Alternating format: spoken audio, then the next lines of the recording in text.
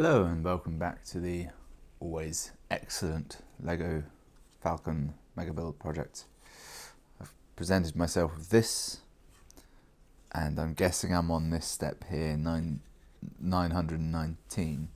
Almost at 1,000, amazing. And I've never looked at this until now. I'm definitely fully over halfway in the book. There's more pages done than aren't. Shan't. Am I on this step? Or have I done this step? I think I've done this step. I'm actually on 920. This whole thing has been a lie. So, a couple of things since last time. When I started this series, 20 or so weeks ago, I'm sure it was the weather was temperate. It's definitely turned cold in these past 2 days. To the point where I'm wearing a shirt over my shirt. It's not quite jumper cold, but it's getting there, you know. Winter is coming, certainly. Ned Stark, he knew it was on about. Right, I need a tiny but complicated little black piece. Yep, actually it looks like a small race car. On the note of race cars or race in general, I saw Black Klansman. It's the last film I saw. The new Spike Lee joint. Apparently that's how he doesn't do films. He does joints. Which now that I say that out loud, I either sound either very very white or very very racist, or maybe a bit of both. It was quite good. It was an odd film. I saw the trailer for it and I thought it was supposed to be kind of a black comedy, this is based on real events. The setup is so absurd that it was humorous. At the same time, it's also, you know, it's horrible. It's about the KKK.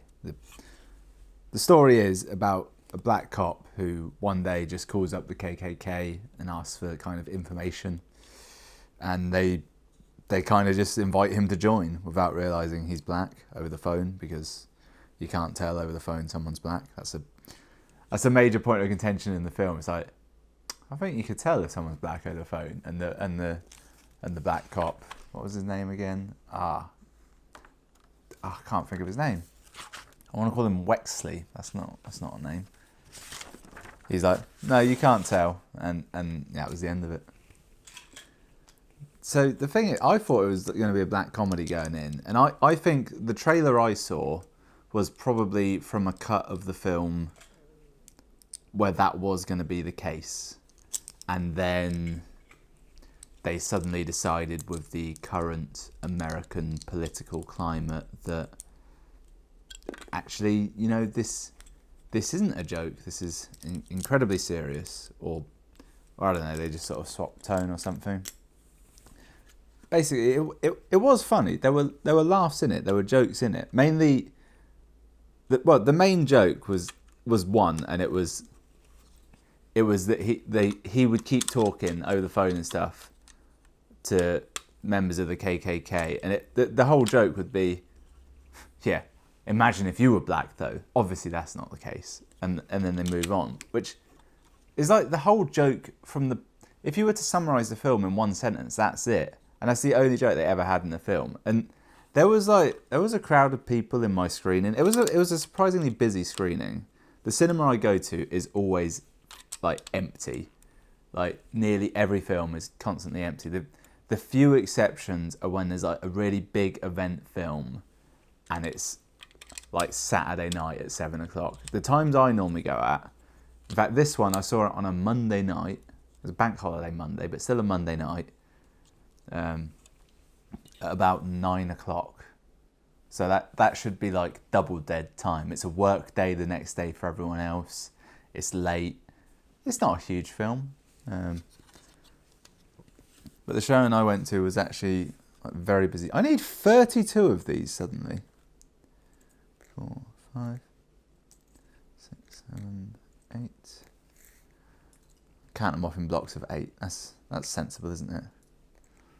6, 7, 8. 2, 3, So the screening I went to, there was like a block of people. It was like they struck me as sort of the wannabe film critic crowd, you know, like the sort of people who will default say they don't enjoy like big blockbuster films. They say, oh yeah, they're not intelligent, they're too obvious, they're kind of dull but flashy, and they'll say, but I really like this little unknown film. It's like, oh yeah, funniest film I've ever seen all year. There's like 3 jokes in it. Yeah, it felt like there was a crew of people in there who were like found it like the most hilarious thing in the world to them. Every time they had the joke of like, well, you're not black, are you? Obviously, and it's like, no. But it was the same joke every time. I was like, guys, this was funny once, twice is a callback. Every time, it's the same. That's not to say it wasn't a good film. It was a good film.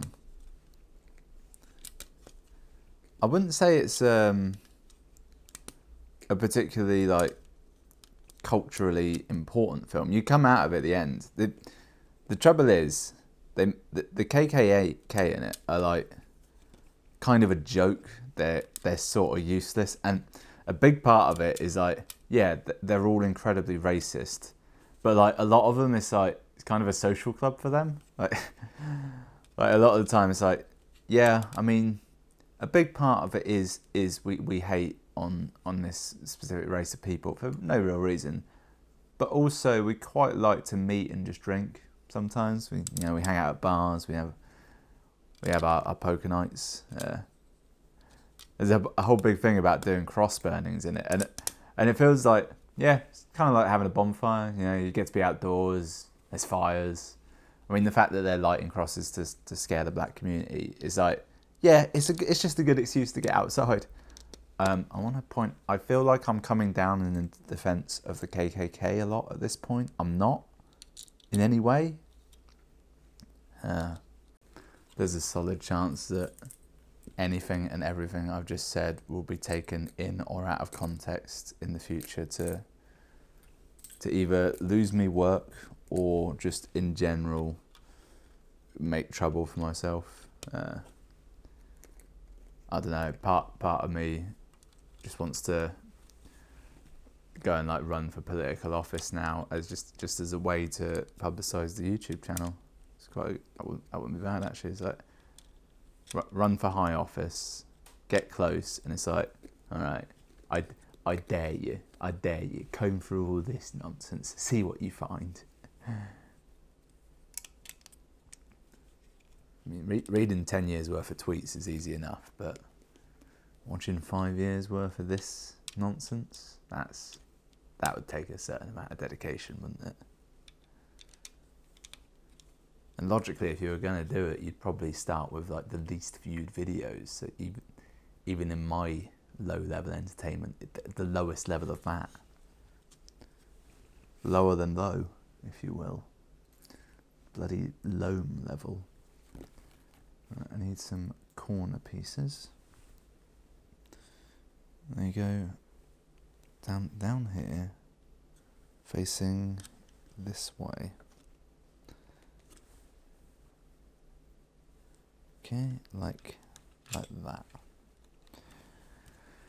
Right, they look quite cool actually. I like that. That's a nice effect. It actually looks a little bit like a radio to me.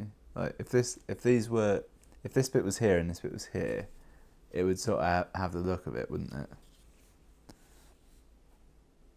I do like that in sci-fi films and stuff when it's quite common now, like when you get an HD release and suddenly you can rewatch and you can actually see in more detail what things are. And it's like, yeah, it turns out on their control panel there's a hairdryer just making it look like a phone.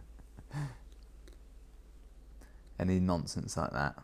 They use just regular shit, paint it silver, and suddenly you've got sci-fi decorations. Movie magic, they call it. There we are.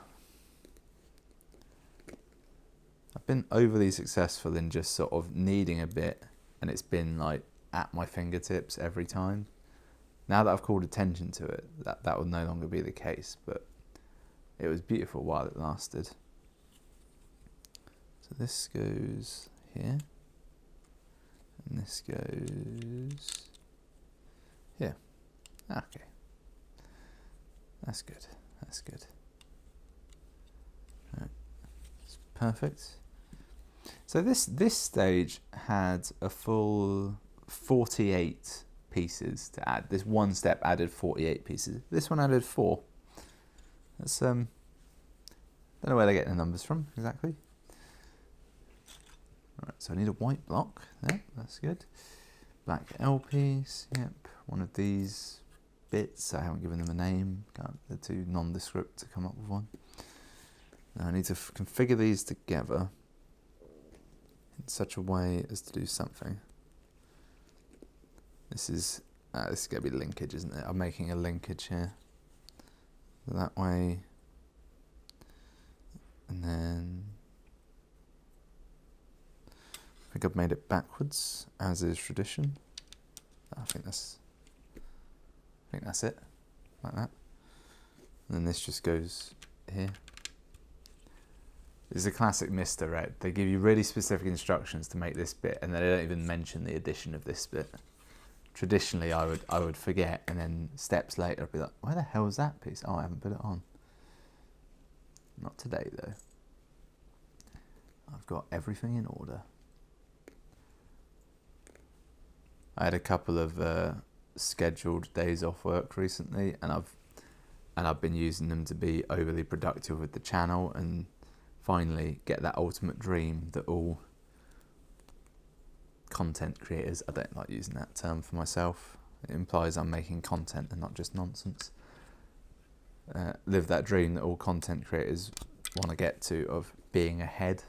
And like, in your mind it's like, yeah, I'll get ahead, that way I can do bigger and better things. In reality, what you do is you get a little bit ahead, and like you get complacent. It's like, day off here, day off there, I'll maybe edit one video this evening instead of 12.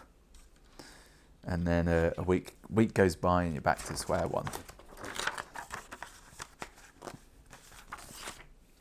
Oh, now I have to add this. But where and how? Right, okay, so that's annoying. So I have to add this on the rear section of the bird. It's back here.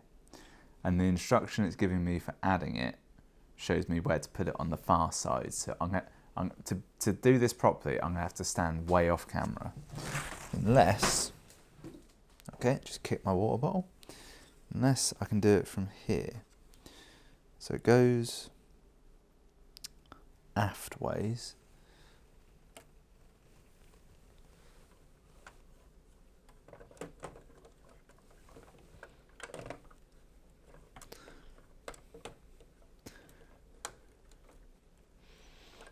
Kind of just jamming this in and hoping it'll fit.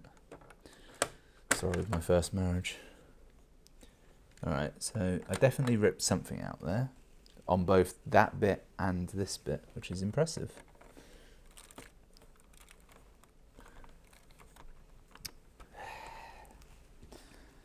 You know what? I'm going to leave this. And I'm going to put it on later when I can get round to that part of the desk to actually do it. Right, now to build another section. Requires something very much like this, but also a mirror image of this. Like this. But 2 of them. Alright, 2 of them. Then that goes like that, and that like that. 3, okay, yep. There we go, that's step 1. Once you got that in place, you're laughing, aren't you? So far, like if I was given a box of random Lego and told to build something, this is what I'd start with more than likely. this nonsense. Currently it's completely nothing. Right, one of these, one of them, another one of them, not one of them. Don't need that, no. There is no order to anything here. I feel like I've been through the wars. My right arm is killing me.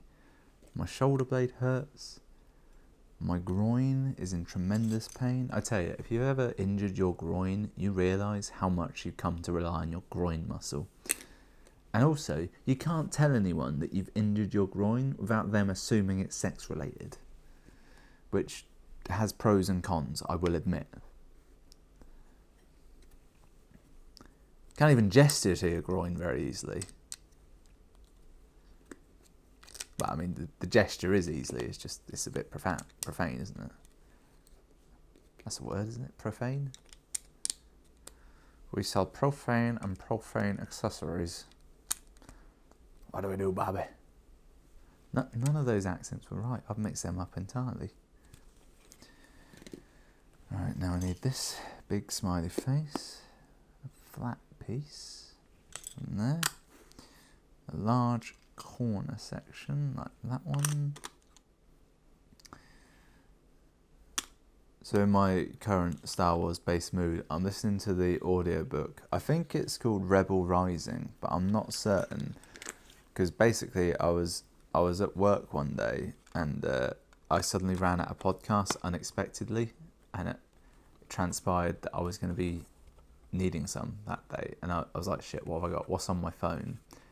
And I had a number of options. The best option of which, well, on my phone there's podcasts which delete themselves after being played. They update automatically, so I have little interaction with what's there. It's just what's there is there. And then there's the music, which I put on myself. The music, including audiobooks, that is. Now there's one album, a single album, and it says a lot about me that this is the only album on my phone, and it's Queen Greatest Hits Volume 1. I used to have 3 albums on there, which were Queen Greatest Hits Volume 1, Queen Greatest Hits Volume 2, and Queen Greatest Hits Volume 3. And then I looked at myself, I was like, you know, really, if you're listening to them, it's like Volume 1, 2 songs from Volume 2, 3 songs from Volume 3. It's mostly all about the Volume 1, isn't it? So I thought, you know, let's be efficient. I've only got, I think, 16 gigabytes on there. Can't be. It's an iPhone, so there's no expansion on that. So I cut it down to Volume 1. Point being, I was like, what books have I got on my phone? And I had one on there which I started listening to. It was a Star Wars audiobook. I knew that already going in, but I didn't really know anything more than that, because obviously I pirate all my audiobooks and know nothing about them. But one day they'll send me an Audible subscription for free, and then we'll be golden. I feel like I should cut out that bit about pirating, but no one watches this anyway. Yeah, so the book I had on there, I started listening to it, and I was like, is this the Rogue One novelisation? And it's like, I know they do that with Star Wars a lot. Most films they do that with. They'll have a book version of the film. I don't really know why they do it. Is it just for extra income, like just kind of selling the same story twice? Is it just an arm of merchandising that I feel kind of takes a lot of work, like to write a whole book for a film? I don't know exactly. I presume, I don't know, maybe it's really cheap to write books like that, because you don't need a big author, because you've already done all the work publicising it. I don't know. Genuinely, I don't know why they do it. Is it because they deem that bookshops are the best place to have adverts, and legally you can't put adverts in bookshops, so they have to release books as mini adverts? Maybe that's it. So it's either it might be the Star Wars Rogue One novelisation, or it's something else in which it's purely the story of Jyn Erso. I think Felicity Jones played her in the film, and it's just her story, and it kind of ends where Rogue One begins. I'm genuinely not sure, because I've been listening to it and I'm thinking, they're spending a lot of time on this one character, considering it becomes kind of an ensemble film pretty quickly. I was like, they're spending a lot of time on this character. I'm thinking this is like a prequel story. Because when I've looked it up online, as I do every now and again to try and figure out what Star Wars book I should be listening to, because there's a lot of them. Some of them aren't canon anymore, and you want to get them in a sensible-ish order, don't you? You don't want to listen to the story of I don't know, how Tarkin became a Grand Moff, and before you've seen A New Hope and he dies. That's a terrible example. All right, I put this in the wrong place. What happened there was I put a piece in, looked to the next piece to put in, and just looked at the piece I'd already put in. So I picked up that piece and just put it in a random place. It was not a smart endeavour.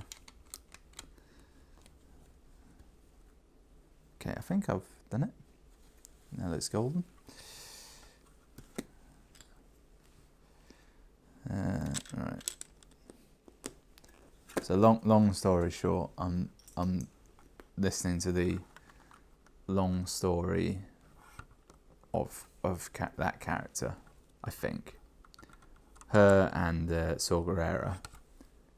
Trouble is, like, one, I know they all die in Rogue One. Two, I know that she and Saw Gerrera probably not going to be that happy together for that much longer, given the weird bit they have in Rogue One. Also, Rogue One as a film, it's one of those films where the first half was not good and the second half was very good. And it means that, like, I enjoyed that film, but like the first half, I'll admit I don't like. For Forrest Whitaker in particular, I was like, what's he doing? Why is he wheezing so much? What is this character? And then you go back and you watch Rebels and you watch the Clone Wars and you're like, oh, this is this character. Well, this is tragic. He's had so much taken from him by so many.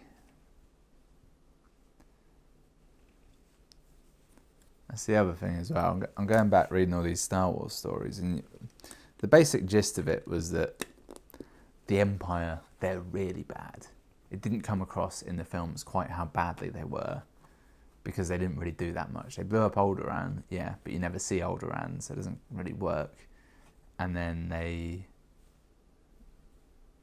had that installation on Endor, but there wasn't shown to be any Ewok-based catastrophes in the building of that.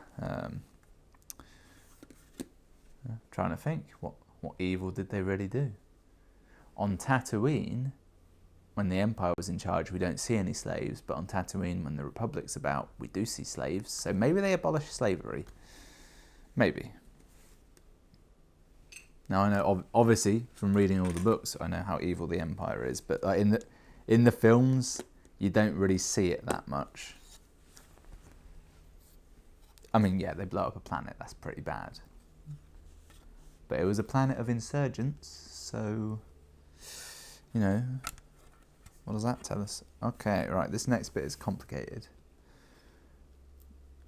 Because it's all on its own.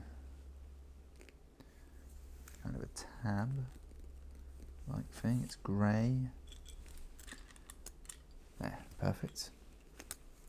I'm deep in Monster Hunter at the minute. I'm at the point where I've done, like,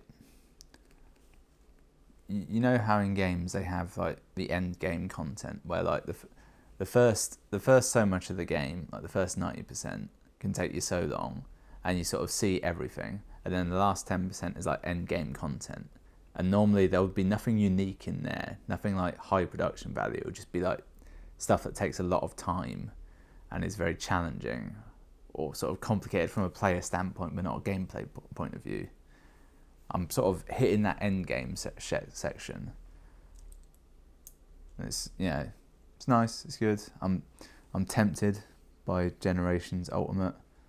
I turned my Switch on for the first time in ages the other day, which was a huge error because apparently I've had it on my nightstand plugged in, and when I picked it up, it was in a state where it wasn't off and it wasn't on. It was sort of in a, it was like it was in sleep mode, but it was sleeping with its eyes open. What I mean by that was it was very hot, and it was clear to me like the backlight had been turned on for what could be couple months, presumably. So that, you know, hopefully that's still in good state. Fortunately, it's not like, it doesn't get super hot in my room, and it was on a table, so there was a fair amount of ventilation, so it wasn't like cooking itself too much. So yeah, hopefully no errors around that. Turned that on, went on the store. I was like, God, there's so many games I might buy and consider playing. Akami HD's top of the list. That's been on like my should replay list for ages, and it's been a case of, I played it on the Wii. That was the first time I played it, because I didn't know it existed on PS2. Like most people, I didn't know it existed because they did a very poor job of telling anyone it existed. Played it on the Wii. It was a weird one as well, because I only brought it because I was in a game shop, and my friend, he picked it up, and it was like a collector's edition of the game, so it was a kind of a cheap one. It was the game, and it was in a cardboard box with it was just in a box, basically. That was it. That was the extent of the collector's edition. And it turns out, for some reason, on that collector's edition, they used a picture they got off IGN, so it has the IGN watermark on the box, which is very odd. And it's one of those things. I was like, well, we're not going to come after you legally, because why would we? But someone should get fired over this blunder. So I've made this, and now the next step is to put an entire layer of decoration on top, which is quite pleasing to do, actually. Yeah, so I played for it on Wii, really enjoyed it. It was one of those games where I knew so little going in. I had no expectations, and as I was playing it, it just sort of, it kept getting bigger. Like, you think, all right, so this is the end of the game. Okay, that was fine. It's like you beat the boss. It's like, yeah, well done. Okay, so now the map is actually unlocked, and you have to go to this city and do all this nonsense, and actually, you know, this is actually the game. It's like, you do that, and then they're like, no, this is the actual game. It's like, it keeps getting bigger, and then finally, towards the end, when you think it's the final step, it's like, yeah, okay, all right, now you have to go north to the cold mountain regions, and there's even more of the game, and it's a great game, really cool setting, fun to play. Probably any issue of it is it's a bit easy, or what? It's not that it's easy. They give you. It is very much a Zelda-like game, and Zelda's not that easy generally, but it's quite easy. The more preparation you do, the easier it is. The example I would give in Zelda is you often have bottles, and you can put fairies in them, and that's like a do-over. If you don't use that, the game's actually quite difficult, generally speaking. If you don't use that and you don't have potions or anything, it's a little bit like that, but instead of like being able to carry a limited number of fairies, there's just flat out recovery items, and they give them to you in the game, and like they give you them a lot, and I don't think I ever used a single one in my playthrough, and I wasn't using the guide or anything. I just never used them. So like, even the game at its toughest, that I still had 100,000 healing items, and you can pause the game and just use them as is. It's not like Monster Hunter or Dark Souls or whatever, where, you know, you've got the healing item, but you have to be roughly safe to use it. It takes a bit of time. They're limited. It's not like that at all. All right, so now fix this to this thusly. So I played it on Wii to start with, and then you know, life went by, came out on PS4, and I thought about playing it again there. It was HD remake. It was PS3, actually. I tell a lie, it was PS3. It was an HD remake. And I thought, oh, I'm tempted by that. The thing slowing me down, though, was it was PlayStation Move compatible.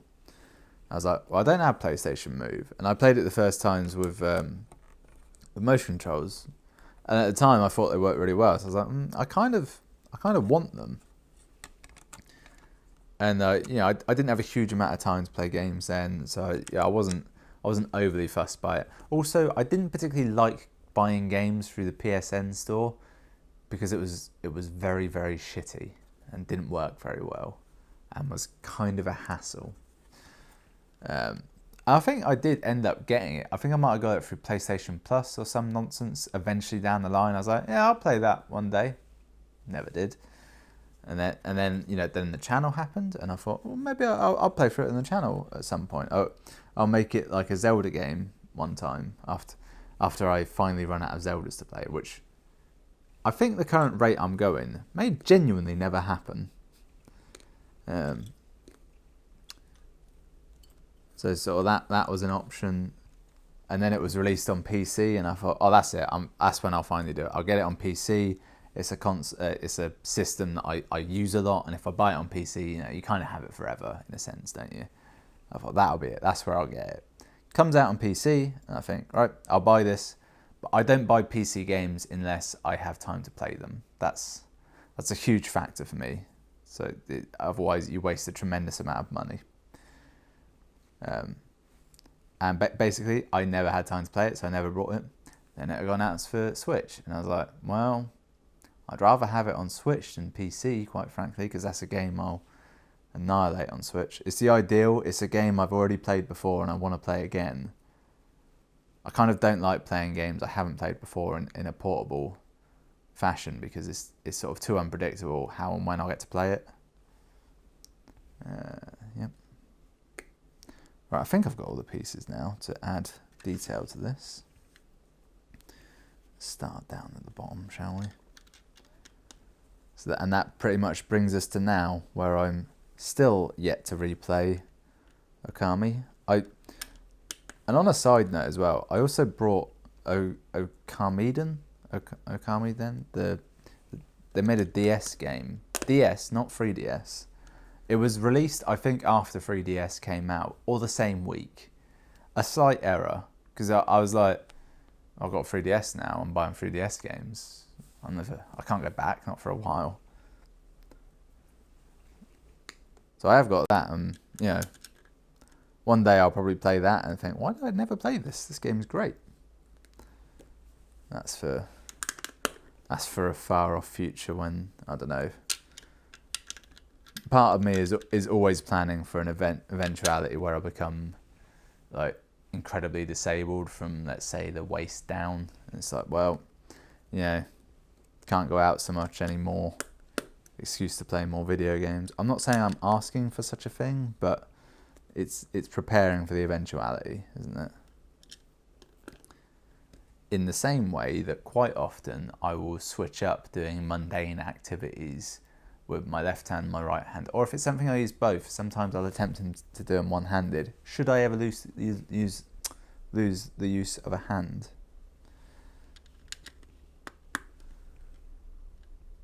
Obviously, when I say mundane activities, you know what I mean. You know. Yeah. You know. Little square here. And a square here. Nearly made a heinous error last night. I had going to bed last night. I was like, I gotta be up early tomorrow. So for one, don't watch to anything too interesting before I go to bed. Watch something that, well, Dragon Ball is the answer. I watch Dragon Ball because I can't watch more than 1 or 2 episodes of that without passing out. If I watch an anime I really like, I'll be like, one more episode. But Dragon Ball is like it's heavy going. It's heavy going is what I'll say. It's another complicated bit, so get all of these first. But I very nearly started watching a new anime. I was on Crunchyroll, where I go when I fancy new anime. I was like, oh, maybe I'll watch that one about the girl badminton player. That intrigues me. That's in my interest. And I nearly clicked on it. I was like, no, you retard. It's 11:30 going on midnight now. You ain't got time to start anything new. You'll want to watch at least 2 or 3 episodes. Particularly of modern anime, where the rule is like there'll be 8 or 12 or 20 episodes in a series, and they'll put a lot of money and budget into the first 2 episodes so they look really good. So, as a way of tricking you into watching more, I think. I don't know if that's true or not. I might have made that up. Pretty sure it's true though. I'm not willing to do any research to back it up, but I've got a good gut feeling about it. It's the sort of thing I would do as a scumbag businessman that I apparently am. Okay, so I was at one point I was getting all the pieces for this section to put on before I started, and then clearly I started talking about anime and got distracted because I haven't done that.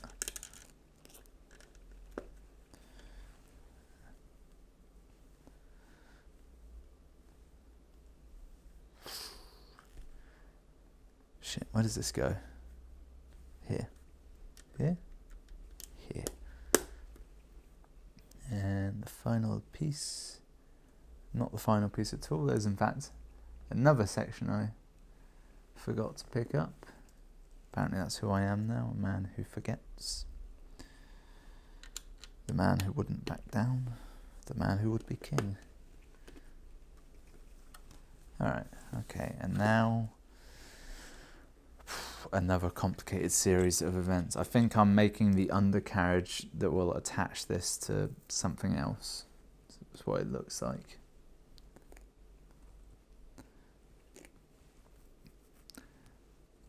I've actually got a stack of unopened Lego stuff over there waiting for me to finish this off. But, you know, it can wait. It can wait. There's nothing funnier than Lego sets for like films and stuff long after the film has like been and gone, is there?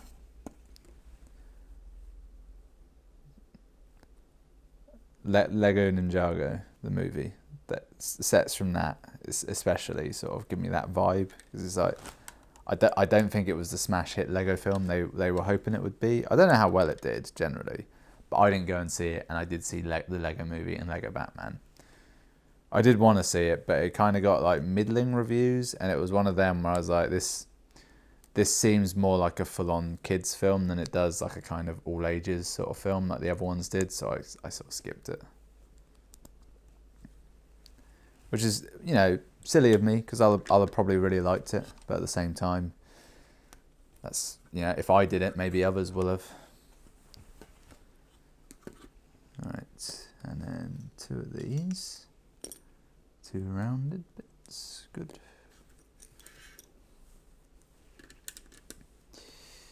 Got the Happy Time Murders coming out. I'll see that at some point. There's another one as well. I still haven't seen The Equalizer 2. That one annoys me. It's one of them where I've kind of... I feel like I'm going to miss it by accident, and I'm trying my best not to, but I can kind of see the writing on the wall.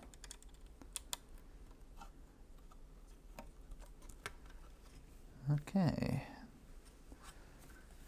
This next section seems to involve no traditional Lego pieces whatsoever and lots of pipe work. Fortunately, I'm a master when it comes to laying pipe. As if you're not aware, laying pipe is a euphemism. I think that's the word for taking a shit, and it's a very funny one in my mind. It makes me smile. It takes a certain sort of person to let you know they're going to take a dump anyway. But when they say, "Yeah, I'll be back in a minute, just got to go lay some pipe," it's very graphic, isn't it? Tells you a lot about their diet, what they think of you, that they can just tell you that. And it's also a certain amount of respect, because they're telling you that I'm going to be gone for a bit. It's not because I hate you. I am coming back, and I'm not just going to another room to be alone for a while. I'm going away for a bit, and it's because I'm taking a massive shit. Don't be surprised if I return in better spirits than I leave. And then similarly, there's few things funnier in a group of friends if someone does return after that, and they haven't announced it, is you accuse them of having done it, and it's like, everybody poops, it's fine, but it's also hilarious because in that situation they've got two options of being after having been gone for a while. Did they like wholeheartedly go, yeah, I was taking a massive dump, what of it? Or most people will deny it for some reason. It's just very funny. It's particularly funny if you do it to women as well. That's the sort of person I am, though. with a very juvenile sense of humour. This all feels wrong. None of this is clipped in well.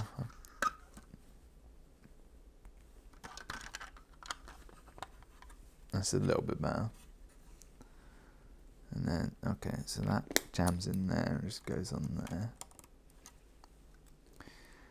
There was a bit, I remember someone was on the set of Doctor Who once, and they were saying they were in the TARDIS, like in the inner set of it, not just in the outside of the box, obviously. They were in the bit that's bigger than the outside, if you will.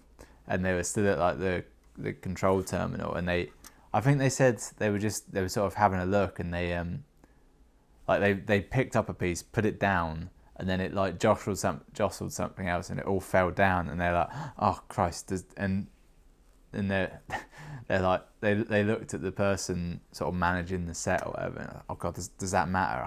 I don't know where anything went, and it's like, no, it don't. It's fine. No one cares. I love the idea of that. I think it might have actually been one of the doctors, like someone like Matt Smith said he walked in there, picked a phone up, put it down, and it just fell off and won't go back again. It's like, oh, does that matter for continuity or anything? And the guy there was like, nah, do it all the time. Which I find hilarious. Particularly in a show like that that's become like what it is today, where people really agonise over things. The idea that they're like, no, we don't give a shit. Sometimes I do it just to confuse people. I dress up like Billy Piper and stand around in the background. No one knows what's going on.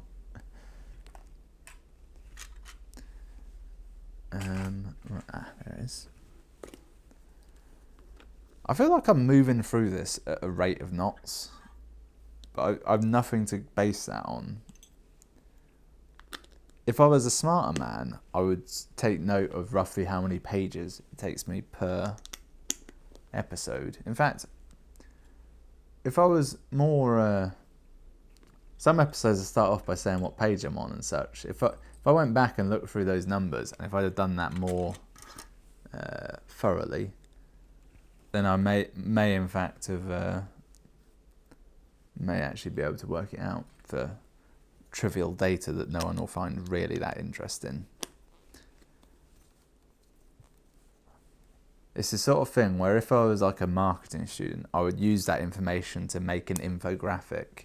Not because the infographic would be useful, but the ability to make infographics is useful. And to take mundane data and make it less mundane is also useful. Knowing when to make things a percentage and when not to, that's a huge skill in life. So the trick is, do it when it's to your advantage and don't when it isn't. That's what you do.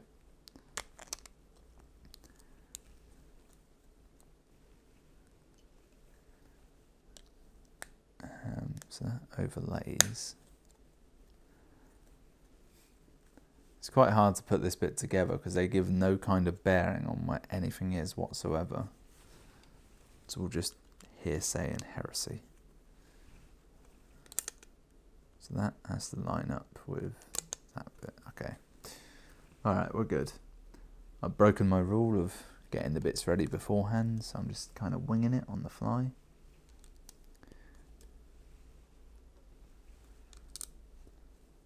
I had a really strange occurrence. So I was looking through my... I use this website for demanding game keys. That's really what I'm doing. You ask politely through this website. It's a formalised process. You ask for the key, the person given the keys. I presume the way it works is the developer goes on there, says, I've got 10,000 keys, I've got 1,000 keys. Here's how I want them given out. I want to give 100 to people with 100,000 viewers. I'll give 100 to these groups and people with this demographic, etc. Or maybe they do it on like playtime in other games. There's a number of things. But I was doing that. I was just scrolling through, and the trouble is because there is so much dross on Steam. There's a lot of dross on here. A lot of like puzzle games that aren't really puzzle games. They're just match threes with a little bit of porn sprinkled in, that sort of thing. I was going through and this game came up called Strange Brigade, which I hadn't heard of. And I was looking at the screenshots, like that looks like an actual game as opposed to like, if they look real and have like high quality graphics, it normally means it's some early access crap that will never come out. Or the other way, or it can sound like a real game and they'll describe it as a real game, and you'll go on it and it'll be like top down 8-bit, nearly text based. And you're like, yeah, 20 years ago I might have cared about this, but not today. I haven't got the attention span for this. I don't want to imagine things myself. I need you to do it for me. I'm old. Need a bigger corner section. That big. Perfect. Yeah, this game called Strange Brigade came up, and I looked on it, and what I always do is I look at the screenshots and then I read any information about it, because a picture tells 1,000 words, and also I'm really lazy and look at pictures. I looked at it, I was like, that kind of looks like Resident Evil. Specifically, it looked like Resident Evil 5, but like less attempting horror and story focused and more like arcadey. I was like, oh, that could be quite fun actually, if they get the balance right and make it kind of fun to play. And it also had kind of a B-movie vibe to it. So I was like, okay, I'll request that. And then like out of nowhere, that's like the main way I get game keys, but I have a secondary method as well where developers just email me directly sometimes. I do always wonder quite how they get my email. And they'll normally just say, hey, here's a key, check it out, do your thing. I don't know why, I'm no one. I presume they send these keys to lots of people, and it's just a trick to make their Steam stats higher, maybe, I don't know. But I got one for that game, and I was like, oh, that's weird. I guess I'll play it. So, you'll see that video pop up in a few weeks, maybe. If it turns out to be any good, it might be total crap. It might not run. It might be a pain in the ass to record in. These are all reasons why I will have a game and not have made a video in it. That's actually a huge factor. If I have a game and it takes any amount of work to record it, I won't make that video. Which is annoying, because sometimes it can be like a great game, worthy of video effort. But if it doesn't happen, it doesn't happen. I'm a busy man. I don't do this for free. Every aspect of this is free. It's free for you to watch. I don't charge. Right. Christ, that really tired my arm doing that. There's so many bits and they're all small.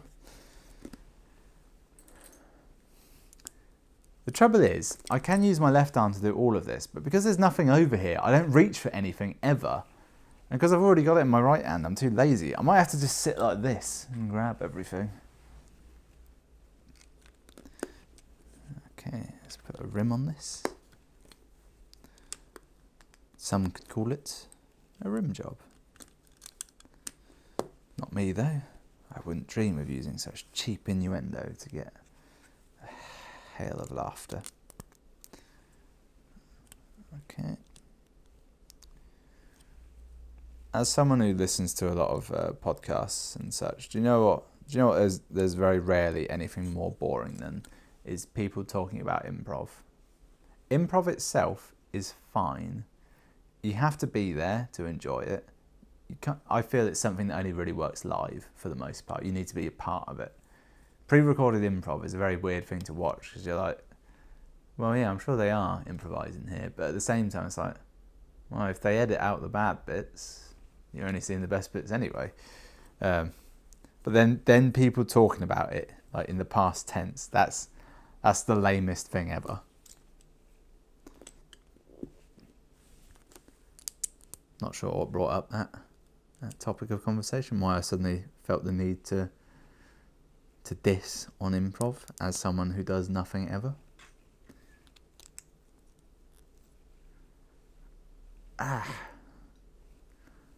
It's my elbow that hurts. It's very stiff, like around here.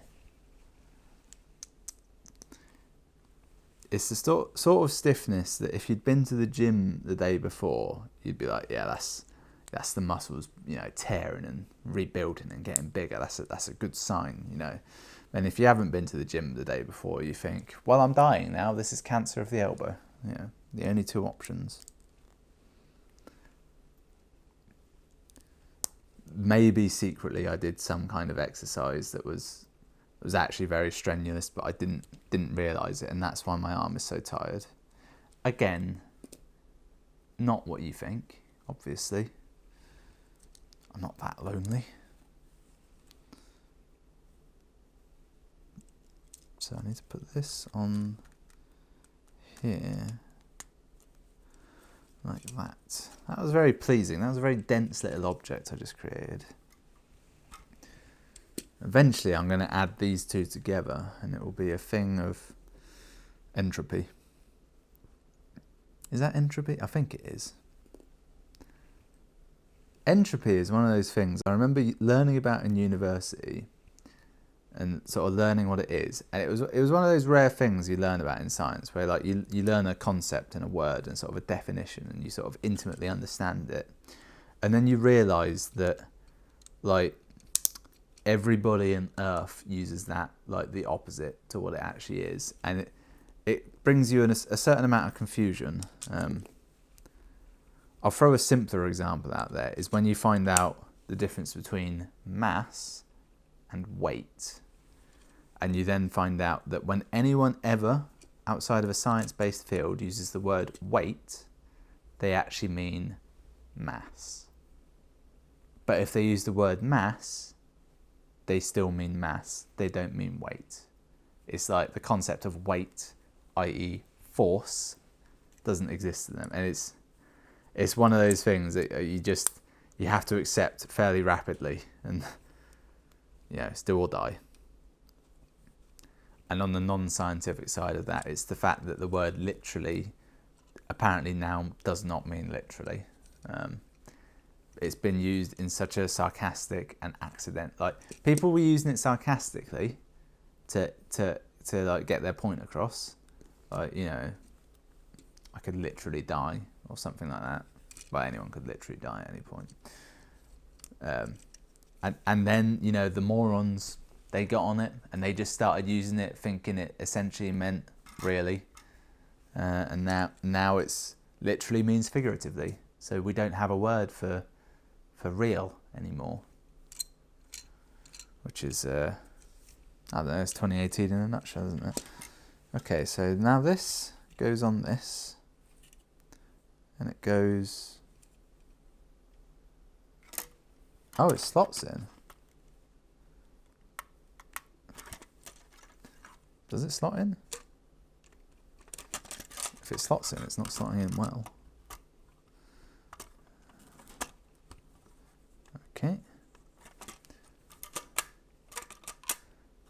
Well, I've slotted it in, but there's nothing that holds it together. And there's still nothing that holds it together. Maybe I've made an error. The title of my book, maybe I've made an error. No, because the bits that slot in aren't grooved in any way or notched. So it goes in like that, but there's nothing to actually hold it together. There's no Lego. Have I missed a section? Apparently not. And as is the new tradition, this section has to go on like what I would term as the left buttock of the Falcon. If you imagine, like, if the Falcon is flying like Superman, like these are the arms and facing forward, so you're actually looking at the back when you're looking at this section. The left buttock would be this bit back here. This is where it goes. I must have made this bit wrong because it fits, but there's nothing holds it together. It's actually under a slight tension, so it's constantly at threat of blowing apart. Well, I'll set that aside anyway, because I can't put it on now. It's way over there. I'll build the final section and then worry about actually putting it together later. Okay. You give me these two bits, and for some reason, putting them together is very difficult for me, trying to actually see it. Okay.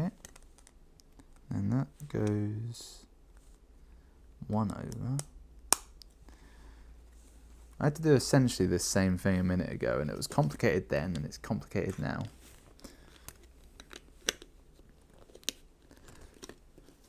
Ah, you bastard, get on there.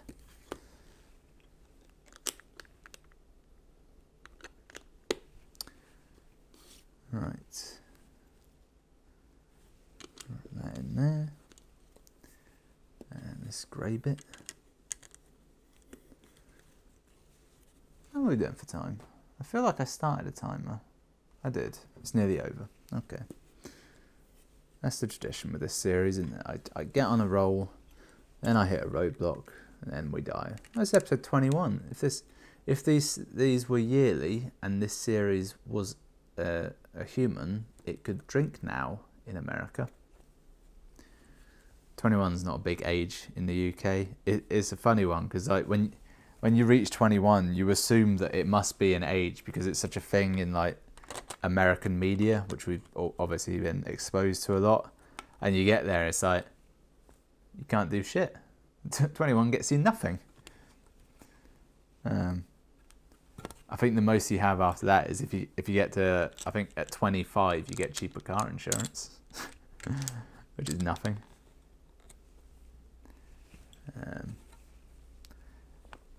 Our drinking age, you see, is something around 18. I say it's something around 18 because the rules are a bit spurious in that I think it's 18 to buy alcohol in a shop just selling alcohol and a pub. You can, however, like be in a restaurant and have an alcoholic drink from like the age of 14, so long as your parents are there. That's all fine, and then you can drink alcohol whenever you want. It's the illegal bit is selling alcohol to a minor, not the minor buying it or having it, which is hilarious and sensible, actually. That's a good point to end on. As in, it's the timer went off. That's what the timer's for. There's no other point I should end on, really. Do we have any? No, we didn't have any blackouts, did we? So, that was episode 21. I'm at page 352. I'm getting there, aren't I? I'm getting there. I mean, there's still a lot left. A lot. I'd say I'm 2/3 would be my guess. But you can actually see it coming to... Once I get these two bits on and this third bit, that's like the arse end done. And there's actually not a significant amount left after that. Like from that point on, the back half will be done and it will just be the front half. I say that. Probably not true though. Thanks for watching. I'll see you next time.